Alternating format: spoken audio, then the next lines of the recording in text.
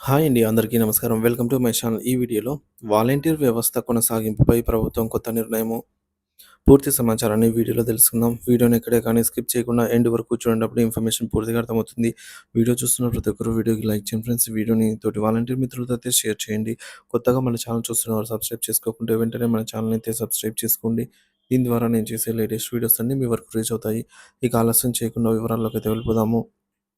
So friends, ఇక విషయానికి వచ్చినట్లయితే వాలంటీర్ వ్యవస్థ, ఏపీ వాలంటీర్ భవితవ్యంపై ప్రభుత్వ కీలక ప్రకటన. ఆంధ్రప్రదేశ్ రాష్ట్రంలో గ్రామ వార్డు సచివాలయ వాలంటీర్ల వ్యవస్థ భవిష్యత్తు మరోసారి చర్చనీయాంశంగా మారింది.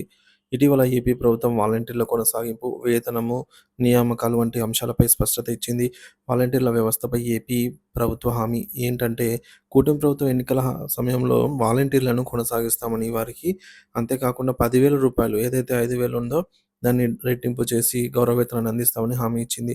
అయితే గత ప్రభుత్వ హయాంలో 2023 ఆగస్టు నుంచి వాలంటీర్ వ్యవస్థ రద్దయిందని ప్రభుత్వం స్పష్టం చేసింది.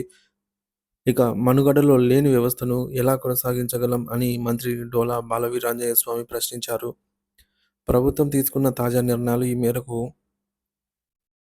ప్రస్తుతం సచివాలయ ఉద్యోగుల ద్వారానే ప్రభుత్వం కార్యక్రమాలను అమలు చేయాలని నిర్ణయము. పెన్షన్ పంపిణీ, ప్రభుత్వ సేవల అమలు, సచివాలయ సిబ్బందితోనే కొనసాగింపు. వాలంటీర్లను తిరిగి నియమించుకునే అవకాశం ప్రస్తుతం లేదని ప్రభుత్వం స్పష్టం చేసింది. ఫీజు రీయింబర్స్‌మెంట్ బకాయిలను విడతల వారీగా విడుదల చేస్తున్నట్టు మంత్రి హామీ ఇచ్చారు. వాలంటీర్ల వ్యవస్థపై మంత్రి కీలక వ్యాఖ్యలు. వైఎస్ఆర్‌సీపీ హయాంలో వాలంటీర్లకు రెన్యువల్ జీవో కూడా జారీ చేయలేదని మంత్రి ఆరోపణలు చేశారు. ఎన్నికల సమయంలో వాలంటీర్లతో రాజీనామాలు చేయించారనే ఆరోపణలైతే ఉన్నాయి. గతంలో సర్పంచుల సంఘం పవన్ కళ్యాణ్‌ను కలిసి వాలంటీర్ల అంశం ప్రస్తావించినప్పుడు ఆయన ఇదే సాంకేతిక సమస్య అని తేల్చేశారు.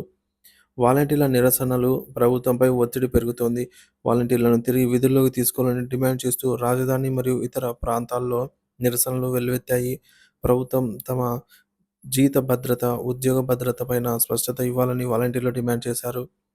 ప్రభుత్వం పైన ప్రజా ఒత్తిడి పెంచేందుకు వాలంటీర్ల సమూహాలు ప్రయత్నాలైతే చేశాయి. ఇక వాలంటీర్ల భవిష్యత్తు ఏం జరగనుంది అసలు అంటే, ప్రస్తుత ప్రభుత్వ విధానాన్ని బట్టి వాలంటీర్ల నియామక అవకాశాలు చాలా తక్కువగానే ఉన్నాయి. ప్రభుత్వం సచివాలయ వ్యవస్థ ద్వారా సేవలను అమలు చేయాలనైతే నిర్ణయం తీసుకుంది కూడా. సో రెన్యువల్ జీవో లేకపోవడము, వేతనాలు విడుదల చేయటం కష్టం అవ్వటం వల్ల వాలంటీర్ల పునరుద్ధరణపై ప్రభుత్వం స్పష్టత అయితే ఇవ్వలేదు. ప్రభుత్వం భవిష్యత్తులో వాలంటీర్లకు ఏదైనా ప్రత్యామ్నాయ ఉద్యోగ అవకాశాలు కల్పిస్తుందా? లేదా పూర్తిగా వ్యవస్థను రద్దు చేస్తుందా? అనేది వేచి చూడవలసినటువంటి అంశం.